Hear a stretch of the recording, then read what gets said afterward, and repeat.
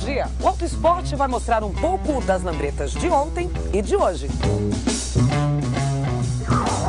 Que ano que é essa moto, Leandro? 1977. E na hora de restaurar uma máquina como essa, qual é a parte mais difícil? Você ter atenção aos detalhes para deixar com as características mais originais possíveis. Às vezes um emblema, uma manopla, demora de 6 meses a 1 ano para encontrar essas peças, então dificulta bastante a restauração. Tem que esperar um pouquinho, né? Bastante. E as lambretas antigas já servem de inspiração para muitos modelos modernos. Mas essa história quem vai contar é o Diego. Mas antes vamos dar uma voltinha, né, Silvio? É mesmo? Opa! Então vamos embora.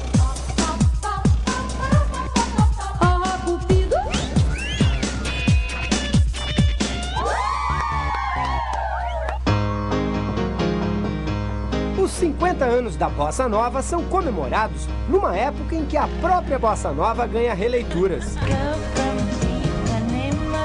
O mesmo acontece com as lambretas, um dos ícones da época. Além da música de Copacabana e Ipanema, tinha também os primeiros acordes do rock.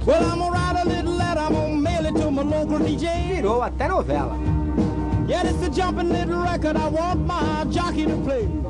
Essa pracinha no alto da Boa Vista, Rio de Janeiro, era o ponto de encontro de quem gostava desse tipo de moto nos anos 60.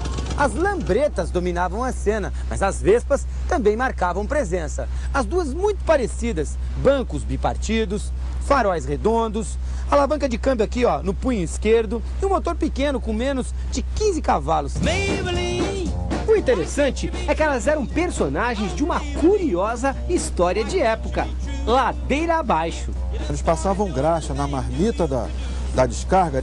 Quem chegasse lá embaixo com a marmita mais arranhada, quer dizer, quem botou a lambreta mais deitada no chão, esfregou mais no chão, sem cair, claro, aí ganhava o troféu. Que troféu era esse? Era subir aqui de novo, tranquilo, e escolher a gatinha mais bonitinha que estava aqui para poder sair para a balada. As motonetas, o produto de maior sucesso da história industrial da Itália, nasceram logo depois da Segunda Guerra Mundial.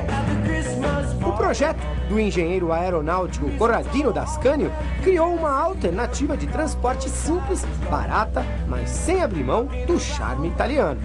Ele pensou num veículo que ele tivesse protegido, que não sujasse. Ele tinha um sistema de suspensão que copiava a biquília dos aviões de guerra. Todo o material que era usado na fabricação de aviões foi o material usado para a construção do primeiro scooter, que foi a Vespa.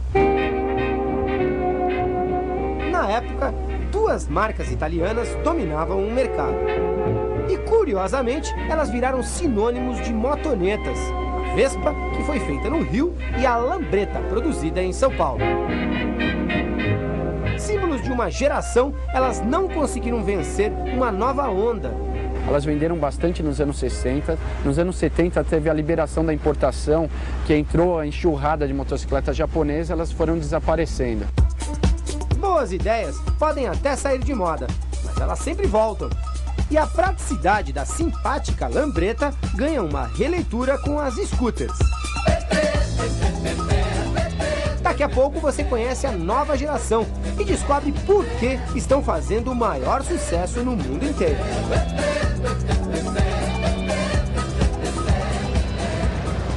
Este pneu precisa de 18 libras para ser calibrado.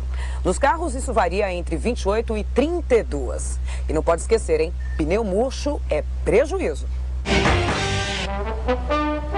Práticas, ágeis e fáceis de pilotar, as Lambrettas resistiram ao tempo, evoluíram. A Vespa foi a primeira scooter do mundo, lançada em 1946. Essa daqui é uma releitura do mesmo desenho, só que com tecnologia moderna. Ela tem injeção eletrônica, câmbio automático, partida elétrica. Se no Brasil elas andaram sumidas durante muito tempo, em países como a Itália e a Espanha, elas nunca saíram de moda.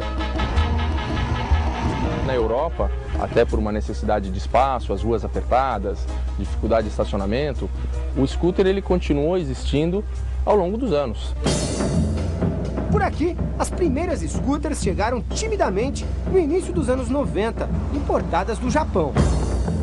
Aos aos poucos trocaram o lazer pelo trabalho e conquistaram quem vive nas grandes cidades. A vantagem é a praticidade, né? Ela é uma moto compacta, muito mais leve e ágil para o trânsito aqui de São Paulo.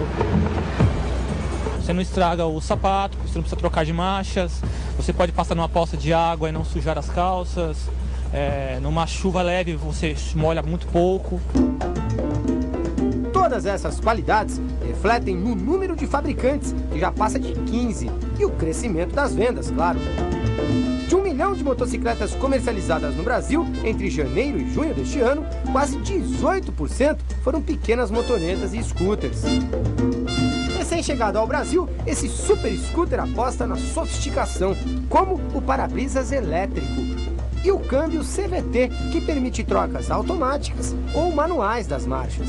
Ela tem uma tecnologia muito maior do que a maioria das motocicletas. Você tem um freio a disco dianteiro com 2 discos, um freio com um sistema de ABS, já tem um motor de 650 cilindradas que desenvolve perto dos 60 cavalos. Curioso mesmo é esse outro scooter importado da Itália. Ele é um triciclo com 2 rodas na parte dianteira. Para fazer curvas, ele conta com um moderno sistema de suspensão que inclina a moto. Você tem 3 rodas, 3 pontos de apoio que te dão muito mais estabilidade e aderência até nas curvas e frenagens. Agora, uma dica importante para você que pretende adotar esse tipo de moto no seu dia a dia é redobrar a atenção com os buracos. Isso porque a roda dianteira é muito pequena e também bem mais frágil que de uma motocicleta comum. Dependendo do buraco, entra a roda inteira e pode ocasionar um acidente. Motonetas do passado se transformaram em modernas scooters. Pilotos de casaco de couro viraram executivos de terno e gravata. Novos tempos, sem perder o charme e o estilo.